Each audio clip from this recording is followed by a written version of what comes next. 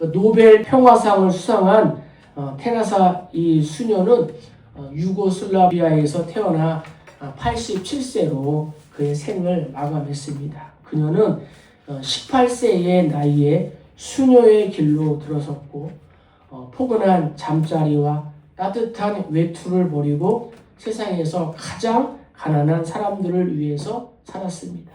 평생을 인도 콜카타 임종을 기다리는 사람들의 집에서 죽어가는 환자들 위하여 헌신했습니다. 그녀는 이 놀랍고 숭고한 삶의 비결을 이렇게 소개했습니다.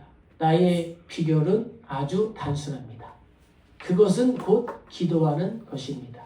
그리고 모든 것은 기도에서 시작됩니다. 라고 그의 87세의 평생을 하나님께 기도하며 이렇게 사역을 감당했노라 라고 고백했습니다. 그녀가 베푼 사랑과 용서, 헌신과 섬김, 봉사와 이 구제는 모두 기도에서 출발한 것입니다. 신앙생활에서 기도는 어떤 것보다 중요합니다. 그래서 기도를 우리는 호흡이라고 합니다. 어떤 분들은 기도의 중요성을 인식하여 우리 기독교를 향하여 기도교라고도 이렇게 말합니다. 그런데 안타까운 것은 기도의 필요성에 대하여 절실하게 깨달은 사람이 그리 많지 않다는 것입니다. 또 알더라도 깊은 기도의 생활을 실천하는 사람은 매우 적습니다. 예수님은 기도를 가르쳤을 뿐만 아니라 스스로 기도의 본을 보여주었습니다. 하늘과 땅의 모든 권세를 가지신 분이지만 예수님은 기도하셨다는 거죠. 새벽에 기도하시고 또 때로는 밤새워 기도하시고 금식 기도까지 하셨습니다. 인간이 할 수 있는 최고로 가치 있는 일은 기도다라고 감히 말씀드릴 수가 있습니다. 왜냐? 기도의 사람들이야말로 전능하신 하나님을 움직이는 기적의 사람들이기 때문입니다. 기독교 역사를 돌아보면 영적 판도를 바꾸었던 사람들은 모두 기도하는 사람들이었습니다. 엎드리면 영혼들이 죽게 돌아오고 모든 절망은 사라지고 새로운 역사가 시작됩니다. 히스기야 왕은 아수르의 18만 5천 명의 군사가 쳐들어왔을 때에 하나님 앞에 기도했습니다. 당시 아수르는 최강대국이었고 이스라엘은 아주 작은 나라로 그것도 남북이 분단되어 있었습니다. 힘이 쇠약하여 하루하루 살아가기가 힘든 어려운 때였습니다. 이때 왕인 히스기야는 랍사게의 편지를 성전에 펴놓고 하나님께 부르짖어 기도했습니다. 여호와여, 우리의 기도를 들어주옵소서. 아수르에게서 이 나라를 건져 주시옵소서. 결과 본인도 살고 나라도 건지게 된 줄로 믿습니다. 한나는 기도하여 당시의 제사장 그리고 또 왕 선지자와 같았던 사무엘을 낳게 되었습니다. 에스더 역시도 기도로 민족을 아말렉 족속인 하만의 위기에서 살려냈습니다. 엘리야는 갈멜산에서 1대 450의 기도로 하나님만이 참 신이심을 천하에 증거하게 되었습니다. 국가나 교회 혹은 개인이 할 수 있는 그 어떤 것보다 기도는 귀하고 가치가 있는 것입니다. 전도를 하든 농사를 짓든 사업을 하든 공부를 하든 가사 일을 하든 모두가 마찬가지라는 거죠. 성도의 삶에서 기도는 이처럼 중요하다는 거죠. 그러면 왜 이 중요한 기도를 우리가 해야 할까요? 자, 성경 2절부터 4절 같이 읽겠습니다. 그의 귀를 내게 기울였으므로 내가 평생에 기도하리로다. 나를 부르고 수호의 고통이 내게 이름으로 내가 환난과 슬픔을 만났을 때에 내가 여호와의 이름으로 기도하기를 여호와여 주께 구하오니 내 영혼을 건지소서 하였도다. 아멘. 왜 기도해야 됩니까? 나의 삶을 위해서 기도해야 됩니다. 시인은 사망의 줄, 수월, 즉 지옥의 고통으로 대변되는 엄청난 고통과 환난과 슬픔으로 인한 고난 속에 있었습니다. 그럼에도 불구하고 이 시편 116편은 믿음과 확신으로 충만합니다. 그 이유를 그의 결심에서 발견할 수가 있습니다. 시인은 하나님이 귀를 내게 기울이셨으니 내가 살아있는 동안에 평생에 기도하겠다라고 고백합니다. 하나님은 나의 기도에 귀를 기울이시고 응답하시는 분이신 줄로 믿습니다. 엘리야의 하나님이 바로 나의 하나님이신 줄로 믿습니다. 기도 응답을 체험하고 기도 응답의 능력을 알았기에 평생토록 기도한다라고 다짐합니다. 사무엘은 너희를 위하여 기도하기를 쉬는 죄를 여호와 앞에서 결단코 범하지 않겠다라고 고백했습니다. 하나님이 나에게 관심을 보이시고 나를 알아주셨기에 나 또한 평생 하나님과 관계를 하며 살겠다라고 시인은 고백하고 있는 것입니다. 우리가 기도하지 않는 이유는 무엇일까요? 기도 응답의 축복을 모르기 때문입니다. 머리로는 알지만 실제로 기도 응답의 축복을 경험해 보지 못했기 때문입니다. 인간은 연약하기에 하나님의 도움이 절대적으로 필요한 줄로 믿습니다. 그래서 바울은 고린도 교회의 성도를 향하여 말하기를 우리의 인생은 질그릇이다 그랬습니다. 우리 인생은 질그릇이다. 무슨 말입니까? 깨지기가 쉽다는 거예요. 우리는 길도 모르고 좋은 것도 모르고 가야 할 방향도 모르는 연약한 질그릇입니다. 제가 이제 학교와 우리 시차를 섬기면서 주로 제가 커피 배달을 좀 합니다. 이제 커피를 주문하고 다른 분들은 의자에 앉아 있으면은 항상 제가 커피 배달을 합니다. 1층에서 1층으로, 때로는 1층에서 2층으로, 1층에서 2층으로 갈 때가 있었어요. 엘리베이터가 어디 있습니까? 커피숍에 그냥 계단이죠. 1층에서 2층으로 이렇게 커피를 배달하는데 아주 이게 그냥 조심스러워야 된대요. 요즘에는 커피가 커피잔에 꽉 찹니다. 그래서 어떻게 해요? 색시처럼 살살 이렇게 해서 가져오니까 정말 우리 또 교수님들이 또 우리 시차례 목사님들이 정말 좋아하시더라고요. 커피가 쏟을까봐 엎드러질까봐 조심 하는 것처럼 우리의 인생도 그렇다는 거죠. 우리의 연약한 인생이 어떻게 기도하지 않을 수 있겠습니까? 열심히 우리가 사는 만큼 뜨겁게 기도해서 하나님의 자원을 끌어내기를 주의 이름으로 축복합니다. 오스왈드 스미스라는 사람은 이렇게 얘기했습니다. 모든 일이 하나님께 달린 것처럼 일하고 모든 일이 하나님께 달린 것처럼 기도하라. 우리가 일할 때 일하는 건 우리이지만 우리가 기도할 때 하나님은 일하신다. 우리가 기도할 때 하나님이 일하신다는 거예요. 저술가인 데일 카네기라는 사람이 있습니다. 그의 입지는 세계적으로 유명한데 평생에 100권에 가까운 어마어마한 책을 저술해서 그 명성이 대단했습니다. 우리가 인생 70이요 강간은 80이라고 하는데 우리 인생 가운데 책 한 권 쓸 수 있겠습니까? 이 사람이 100권을 썼다는 거예요. 카네기는 아버지를 일찍 여의고 홀 어머니 밑에서 자랐는데 매우 가난했습니다. 빵 조각으로 하루 3끼를 먹으면 잘 먹는 편이었습니다. 그런데 잠을 잘 때 되면은 어머니가 들어와서 꼭 이렇게 기도해 주셨습니다. 카네기야, 하나님이 너를 돌보아 주신다.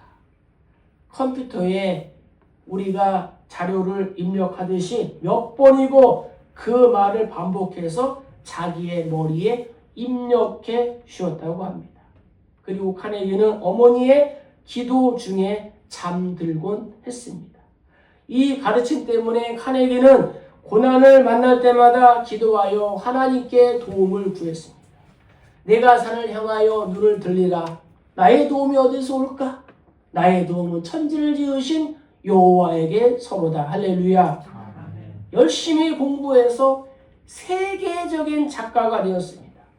부모님에게 한 푼의 유산도 받지 못했지만 어머니 아름답고 독실한 믿음을 그대로 이어받은 훌륭한 믿음의 부자가 된 것입니다. 나폴레옹은 이렇게 말했습니다. 자녀의 흥망성쇠는 어머니에게 달려있다라고 말했습니다. 자, 우리가 왜 또 기도해야 돼요? 6절과 7절입니다. 여호와께서는 순진한 자를 지키시나니 내가 어려울 때 나를 구원하셨도다. 내 영혼아 내 평안함으로 돌아갈지어다. 여호와께서 너를 후대하시리로다. 아멘. 우리가 왜 기도해야 되냐? 나의 사역을 위해서 기도해야 된다는 거예요. 나의 삶을 위하여 기도했다면 나의 사역을 위하여 기도해야 된다. 그리스도인들은 매일매일 전쟁을 치르며 사는 존재입니다. 사탄 마귀 귀신과 영적 전쟁을 치른다는 거예요. 육적으로는 처절한 생존 경쟁에 시달리고 영적으로는 자신과 세상 그리고 사탄과의 싸움을 우리가 싸워야 합니다. 전도와 선교에 집중하는 교회도 마찬가지. 그런데 사탄은 교회를 가만히 두지 않습니다. 바울이 이렇게 고백했습니다. 우리가 사방으로 우겨쌈을 당하여도 쌓이지 아니하며 답답한 일을 당하여도 낙심하지 아니하며 박해를 받아도 버림받지 아니하며 거꾸림을 당한다 하여도 망하지 아니한다. 이렇게 고백했어요. 하나님은 복음을 전하는 놀라운 일에 우리를 사용하십니다. 행복을 막는 원흉인 이 죄를 제거하시고 예수 구원의 은총을 전하게 하셨다는 거예요. 이것은 하늘의 천사도 흠모할 만한 것이다 라고 성경에 기록되어 있습니다. 바울의 상황은 매를 맞고 도망가고 또 감옥에 가고 좋지 않았습니다. 그러나 바울은 낙심하지 않았습니다. 좌절하지 않았습니다. 위축되지 않았습니다. 자신의 사도권마저도 의심받아 이 지도자로서의 권위를 인정받기도 어려웠습니다. 그렇지만 그는 요동하거나 흔들리지 않았다는 거예요. 오히려 복음의 메시지를 듣지 못하게 하는 원인자, 회방자, 핍박자들의 실체를 들춰냈습니다. 그 중에 이 세상의 신이 믿지 아니하는 자들의 마음을 혼미하게 하여 그리스도의 영광의 복음의 광채가 비치지 못하게 하미니 그리스도는 하나님의 형상이다 라고 이렇게 전했다는 거예요. 우리가 기도하면 악한 것들은 물러가게 되는 줄로 믿습니다. 우리가 기도하면 사탄 마귀 귀신은 떨게 돼 있습니다. 마귀는 어떻게든지 성도가 기도하는 것을 방해합니다. 기도는 하나님과의 영적인 생명의 동아줄이기 때문에 마귀는 이 줄을 끊으려고 하는 것이에요. 전쟁이 일어나면 첫째로 폭격하는 것이 통신시설이라고 합니다. 옛날에는 도둑이 집에 들어오면 제일 먼저 하는 것이 전화선을 끊어서 신고를 못하게 하는 것이었어요. 미국이 가지고 있는 신형 무기 중에는 사람은 그냥 두고 통신 장비만 20년 전으로 되돌려 버리는 것도 있다고 합니다. 레이더나 통신 장비부터 시작해서 안방의 라디오나 TV 그리고 차량의 엔진까지 모두 정지시켜서 쓸모없게 만들어 버린다고 합니다. 성도인, 하나님과의 나의 이 영적인 통신, 이 기도가 어떠한 경우에도 중단되지 말아야 될 줄로 믿습니다. 기도 없이 신앙인이 되려고 하는 것은 호흡 없이 우리가 살려고 하는 그러한 망령된 일이라는 거예요. 사도행전을 보세요. 사역의 모든 역동성은 기도에서 시작됐습니다. 오순절 마가의 다락방에서 뜨겁고 이 정말로 열심인 이 목표가 분명한 기도 그것이었습니다.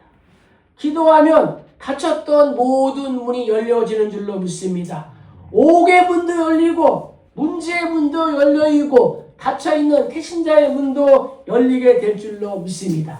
기도할 때에 전도의 문도 활짝 열려지게 된다는 거예요. 그래서 바울은 감옥에서 이렇게 골로새 교회 성도들에게 말했는데요. 또한 우리를 위하여 기도하되 하나님이 전도할 문을 우리에게 열어주사 그리스도의 비밀을 말하게 하시기를 구하라. 내가 이 일 때문에 매임을 당하였노라. 아멘. 바울은 감옥에서 나를 끄집어내달라고 안 했습니다. 복음을 전할 수 있도록 감옥에서도 전도할 수 있도록 골로새 교회 성도들아 기도해달라. 내가 복음 전도 때문에 내가 감옥에 갇혔다. 이렇게 말했다는 거예요. 기도의 시간이 많으면 많을수록 큰 일을 하게 되는 거예요. 바라기는 오늘 말씀을 통하여 우리의 기도의 깊이와 넓이와 높이와 길이가 확장되기를 축복합니다. 하루에 3끼를 먹듯이 기도의 분량을 채워야 한다는 거예요. 우리는 하루에 얼마만큼 기도하고 있습니까? 모든 좋은 것이 기도에서 비롯됩니다. 인생의 승리도 문제 해결도 복을 받는 것도 전도하는 것도 우리의 잘못된 악습을 끊는 것도 모두 그렇다는 거예요. 예전에 항공, 운항, 비행기 개척기에 일어난 일입니다. 한 조종사가 비행하는데 기내에서 생쥐가 갉아먹는 소리가 들렸습니다. 생쥐가 비행기의 주요 케이블과 조종 장치를 다 물어 뜯을 경우 어떻게 됩니까? 심각한 기체 결함이 발생합니다. 비행기가 출발한 지 2시간이 지났고 아직도 2시간을 더 해야 목적지에 도착하게 됩니다. 순간 당황했던 조종자는 이 뒤는 땅 위나 땅 밑에서는 살 수 있지만 하늘 높은 곳에서는 살 수 없다라는 사실을 기억해냅니다. 그래서 즉각 고도를 왕 하고 그냥 2만 피트 이상 높은 상공까지 치솟아 올랐더니 쥐가 찍 하고 죽고 더 이상 소리가 들리지 않았다고 합니다. 그 후 2시간을 비행하여 활주로의 목적지에 무사하게 착륙했다고 합니다. 나의 삶에 쓸데없는 고민과 염려는 생쥐와도 같습니다. 나의 마음을 사정없이 갉아먹고 심신을 병들게 합니다. 식욕 감퇴와 불면증, 우울증과 노이로제, 각종 질병을 불러오기도 합니다. 비행기 조종사가 쥐를 잡기 위하여 고도를 높여 공중으로 올라간 것을 이 시간 기억합시다. 나의 기도가 천사들의 금대접에 담긴 향기로운 제사가 되어 하나님께 올라가면 모든 염려와 근심과 걱정은 물러나게 되는 줄로 믿습니다. 모든 지각에 뛰어난 하나님의 평강이 나를 다스리게 될 줄로 믿습니다. 복음 전도의 장벽도 더욱 그렇습니다. 여러 가지 걱정하고 염려할 만한 일들이 일어날 수가 있습니다. 사람들이 소극적일 것이고 태신자들의 마음도 굳게 닫혀 있을지도 모릅니다. 또 그날의 날씨와 상황 모든 것이 우리의 계획과도 다를 수가 있습니다. 그러나 이 모든 염려를 한순간에 한 방에 묶어 버릴 수 있는 방법이 있습니다. 그것이 무엇입니까? 기도라. 기도의 사람 E.M. 바운즈는 이렇게 말했습니다. 기도의 사람은 그의 방벽에 항상 기도의 입김이 차려 있다. 이렇게 얘기했습니다. 바라기는 우리도 교회의 이 벽에 성도님들이 앉아있는 이 내 자리에 거의 대부분 그 자리가 자기 자리 아닙니까? 그 자리에 내 기도의 입김이 서려 있을 정도로 열심히 기도하시기를 축복합니다. 소리내어 부르짖어 기도하면 내 안에 있는 온갖 더러운 것이 빠져나갑니다. 그리고 그때 하나님은 하늘에 신령한 것으로 내 안을 충만하게 채워주실 줄로 믿습니다.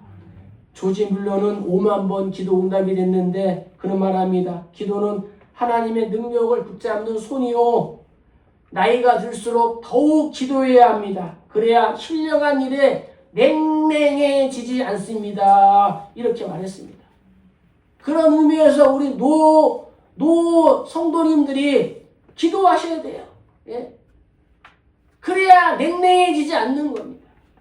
그래서 그런 점에서 새벽 기도가 소중하다는 거예요. 기도 중에 기도가 새벽 기도예요. 하나님이 말씀했습니다. 내가 새벽에 너희를 도우리라.